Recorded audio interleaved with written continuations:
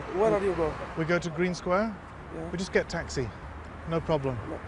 No good. For 2 months now, journalists from all over the world have been held under unofficial house arrest in Tripoli's Rixos Al Nasser hotel, unable to venture out to report independently. Nobody allowed to be outside. Armed men and intelligence officials guard these gates round the clock. We can only leave with government minders to see things the government wants us to see. There's been a war going on up the road for 2 months. Civilians being killed in rebel-held Misurata. For the past fortnight, the government has refused to take us there. All journalists, the press conference is starting now. We're fed a daily diet of government propaganda. When will it be possible again to allow international independent journalists to go to Misrata to see things for themselves? This is not up to the army, it's up to the Department of Foreign Press. Every night we would ask again to go to Misrata, but it never happened. Attention please, the trip to Misrata had been postponed. News conferences are called at any time of day or night. We're never told who'll be speaking or on what. Some of the journalists aren't actually journalists at all. The hotel lobby is the centre of our universe. On its walls, a rogues gallery of illustrious past guests and visitors. The Rixos lobby correspondents huddle here to file copy, call contacts, and write about a war we're not allowed to witness. The regime has planted its people throughout the hotel. There are scores of government minders and their faces change every single day. They while away their hours drinking endless cups of coffee here on the hotel terrace. Our job is to film things which the government doesn't want us to see. Their job is to stop us doing that. We're fundamentally juxtaposed. Saif al-Gaddafi, son of the brother leader, is on state TV. Minders huddle to watch. He repeatedly told journalists they can report freely anywhere in Libya. You are in Tripoli. You have your camera. Go and film everywhere. Interview people. We cannot go anywhere. You said this country is open for you to go anywhere. Journalists are being arrested outside this hotel and returned to it and told not to go anywhere without a minder. Let me check this myself. Yes, I would be grateful if you did. Thank you. We never heard back from Saif al-Gaddafi, and the restrictions were tightened. What are you trying to hide? Jonathan, it's not really accurate description, is it? You do go out, and we do take you to neighborhoods. We only go out to places that you want us to see, to green demonstrations.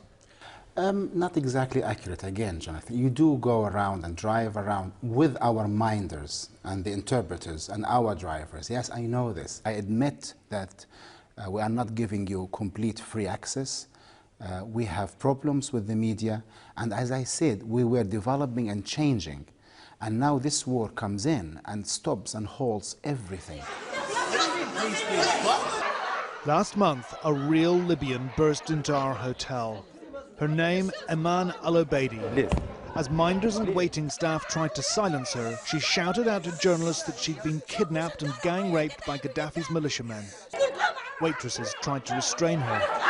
It was like a barroom brawl, spilling out into the lobby as minders kicked and punched reporters and smashed cameras. One drew a gun. We looked on, astonished and powerless, as Iman Al-Obeidi was manhandled into a car and driven off. Well, this is the very table. I sat here, she sat just there, and she was screaming about what Gaddafi's militia had done to her.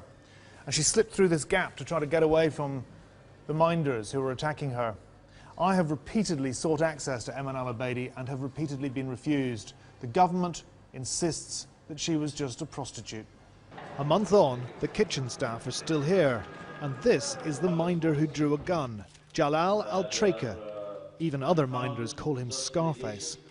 This was our first run-in with him in March. In the dining room brawl, he punched me in the face. We were promised he'd be fired, but he wasn't. We did fire 3 of the security. Has Jalal been rehabilitated? He was one of them. He was one of them.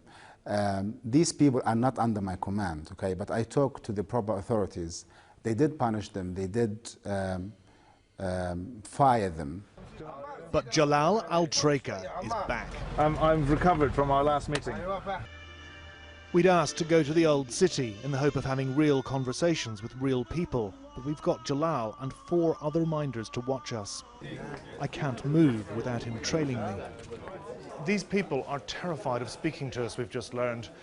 We go into a shop, the minders come in after us. It's almost impossible to speak to them. Some journalists are philosophical about the restrictions, but the frustrations are huge. The news conferences are possibly the most absurd series of nonsense and lies that I've ever had the misfortune of spending any time in. The delivery of facts is absolutely ridiculous. Journalists leaving the hotel, sometimes after long stints of reporting, can't wait to escape. I've been here for almost a month, and leaving the Rixos Hotel is like leaving prison. Still refusing to take us to Misrata or meet any civilian casualties, our minders herd us by bus to a place they say was bombed by NATO. So we've been driven an hour and a half south of Tripoli to the city of Al-Azizia, well, outside the city of Al-Azizia, to a hole in the ground, which, well, it's not entirely clear why we're here. No one had been killed, no one injured. There was no damage, just an unexplained crater. Last week, after several false starts, we staged a breakout and escaped unnoticed into Tripoli. We'd made contact with a rebel fighter who was willing to risk meeting us. He claimed that well-armed rebel cells were operating in the capital. One day we'll get Gaddafi, he told me. The revolt here will be bloody, he said, but Libyans have tasted blood already, and it's too late to go back. Rebel units, he said, were attacking army checkpoints every night. It made sense of the sporadic crackle of gunfire we hear every night at the Rixos Hotel. Had we just been fed Libyan rebel propaganda? Maybe. But after our incarceration in Tripoli's Ministry of Truth, it felt like a breath of fresh air. Jonathan Miller, Channel 4 News, Tripoli.